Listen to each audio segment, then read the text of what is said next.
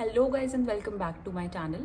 आज मैं हर हर महादेव के साथ कहूँगी जय हिंद की सेना, क्योंकि आप जो सिचुएशंस हैं हमारे इंडिया और पाकिस्तान बॉर्डर पे वो आप सबको पता होगा। और अगर आपने ये वीडियो यहाँ तक देखी है तो मैं आपको कुछ चीज़ें बताने वाली हूँ जो हम एज अ सिटीज़न अपनी कंट्री के लिए कर सकते हैं, क्योंकि हमें नहीं पता कि हमारी छोटी सी गलती हमारे दुश्मन को कितना बड़ा बेनिफिट दे के चली जाए।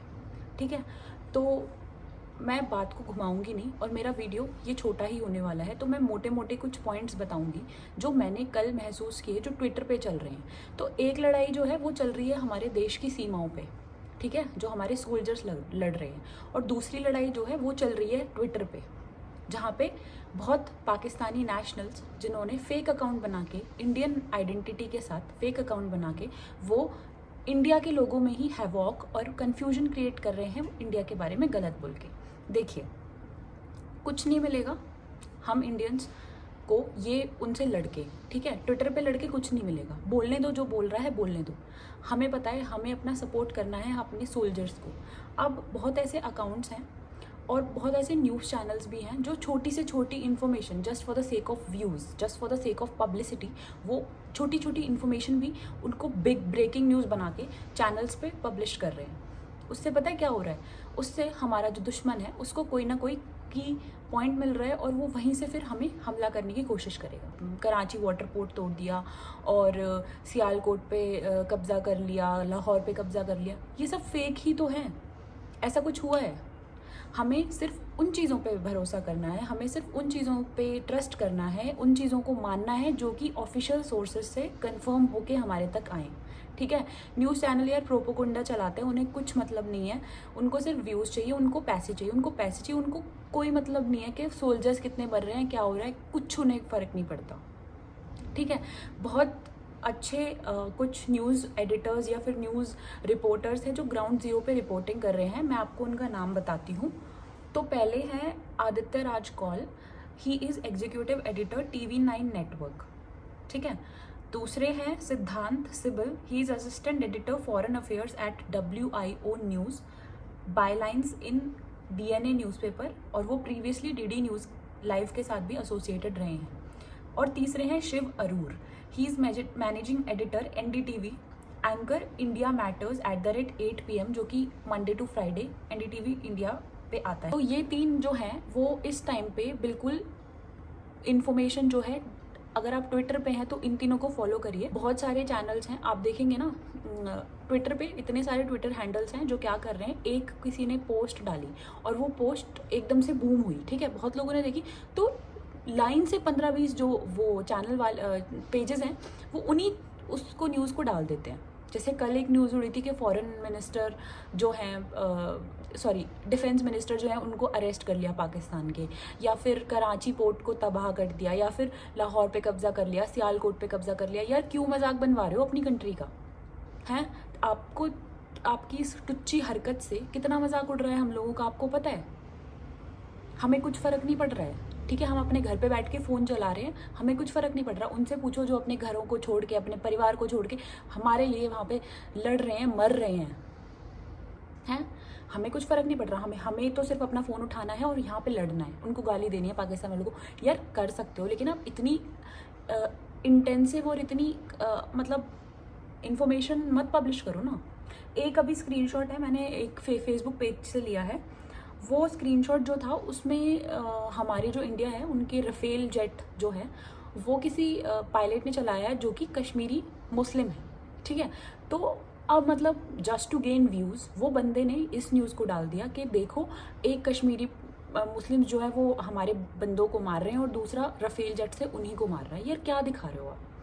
क्यों इतनी इंटेंसिव, इतनी क्रिटिकल इन्फॉर्मेशन लीक कर रहे हो? आपको पता है आपको कुछ फ़र्क नहीं पड़ेगा, लेकिन उस पायलट की ज़िंदगी खतरे में आ सकती है आपकी इस न्यूज़ से। इस प्रोपोगंडा जो आप चला रहे हो ना अभी, बहुत गलत है, बहुत ज़्यादा गलत है। मतलब यार शर्म आनी चाहिए आपको कि आप यार इंडियन हो के भी आप ऐसी हरकतें कर रहे हो। कितनी बार मिनिस्ट्री ऑफ डिफेंस ने अलग अलग तरह से सर्कुलर डाल के ये बता दिया है कि प्लीज़ आप ऐसी इन्फॉर्मेशन को पब्लिश मत करें जिससे हमारी कंट्री के नेशनल सिक्योरिटी को खतरा हो सकता है, लेकिन हमें कोई फ़र्क नहीं पड़ रहा है। हम अभी भी वही करेंगे जो हमें करना है, क्योंकि हम बेशरम हैं। हमें फ़र्क नहीं पड़ता कि कौन मर रहा है कौन जी रहा है, हमें तो हमारे फॉलोअर्स चाहिए, हमें तो पैसा चाहिए, हमें तो अपने चैनल को मोनेटाइज करना है, इसलिए हम ये बकवास कर रहे हैं यहाँ पे। आप लोग अपने आप को इंडियन बोल रहे हो ना, उसमें भी आपको शर्म आनी चाहिए। जो अभी आप बकवास कर रहे हो, और न्यूज़ रिपोर्टर्स हैं ग्राउंड ज़ीरो पे जाके चंद पैसों के लिए, ऊपर से फायरिंग चल रही है और यहाँ पे वो अपना रिपोर्टिंग कर रहे हैं। और वो न्यूज़ चैनल्स वाले, जहाँ बहुत सारे न्यूज़ चैनल, मैं नाम नहीं लूँगी क्योंकि शायद मैं अभी कुछ भी नहीं हूँ और मेरे ऊपर कोई ना कोई केस हो जाए, जो मैं नहीं चाहती। बट मैं ये चाहती हूँ कि आप लोग प्लीज़ इन न्यूज़ चैनल्स की टुच्चे हरकतों को ना माने। इनको कुछ फ़र्क नहीं पड़ता है, इनको कुछ फ़र्क नहीं पड़ता कि किसी की लाइफ से कुछ हो, इनको सिर्फ अपनी पब्लिसिटी करनी है। Then there are some reporters जो कि ग्राउंड ज़ीरो के नाम पे, रिपोर्टिंग के नाम पे ऐसी जगहों पे जा रहे हैं जहाँ पे हमारी आर्मी मौजूद है, और उसको फिर वो लाइव कर रहे हैं, और वो चीज़ पाकिस्तान की आर्मी, पाकिस्तान के लोग देख रहे हैं, और वो उसी एरिया पे जो है अटैक कर रहे हैं। सो दिस वुमेन आपको पता होगा बहुत अच्छी हैं। इन्होंने पहले यही चीज़ कारगिल में करी थी, फिर उन्होंने मुंबई अटैक्स 26/11 में भी सेम चीज़ करी, and now again she is disclosing the location of Indian army. और इनको हम कहते हैं कि ये हैं हमारे रिपोर्टर्स, ग्राउंड ज़ीरो रिपोर्टर्स। ठीक है,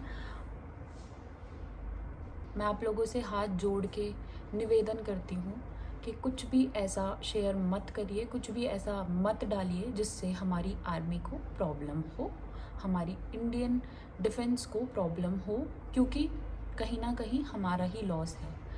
ठीक है, अभी हम जो बेस्ट कर सकते हैं वो कर सकते हैं कि हम कुछ भी ऐसा ना डालें जो आगे प्रॉब्लम दे, प्लस हमें अपने आँख कान खुले रखने हैं, और हमें कोई भी ऐसी गतिविधि अपने आसपास लगे, हमें कोई ऐसा बंदा दिखे जो हमें हमारी लोकेलिटी में कभी ना दिखा हो, या उसकी कुछ एक्टिविटी सस्पिशियस लगे, तो हमें तुरंत अपनी हायर अथॉरिटीज़ को उसके बारे में कंप्लेन करके बताना है। क्योंकि अभी ये जो वॉर का टाइम है ना, वहाँ पे जो एजेंट्स जो पाकिस्तान के इंडिया में हैं वो बहुत ज़्यादा एक्टिव हो गए हों, और वो कुछ भी कर सकते हैं टू गेट देयर रिवेंज। ठीक है, पाकिस्तानीज़ जो हैं, पाकिस्तानी आर्मी जो है, इंडिया हैज़ क्लियरली मेंशन्ड कि जो इंडियन आर्मी है वो सिर्फ़ और सिर्फ उन एरियाज़ को टारगेट करा है और करेगी जहाँ पे जो है टेररिस्ट कैंप्स और उनकी एक्टिविटीज़ दिखी हैं। लेकिन जो हमारी सो कॉल्ड पाकिस्तानी आर्मी है, जो अपने आप को बहुत ज़्यादा कैपेबल बता रहे हैं हर चीज़ के, वो सिविलियंस को टारगेट करी है, जैसे कि पूंछ में उन्होंने करा। So this is the detail of losses, damages on 9th of May 2025 in Muzaffarabad of Pakistan occupied Jammu and Kashmir during Indian Army's retaliatory action. So they have mentioned that on 9th of May they have lost 6 soldiers, 29 people were injured, and 2 houses were partially damaged.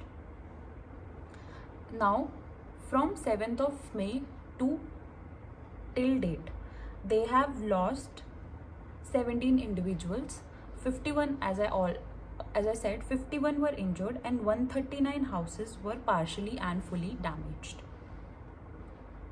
One shop was damaged and 10 cattle have been injured. संयम बना के, confusion ना create करके, क्योंकि इतना ज़्यादा confusion अभी चल रहा है कि जो पाकिस्तान के लोग हैं वो यही कर रहे हैं, वो हमारे इंडियन लोगों में सबको ना देखें।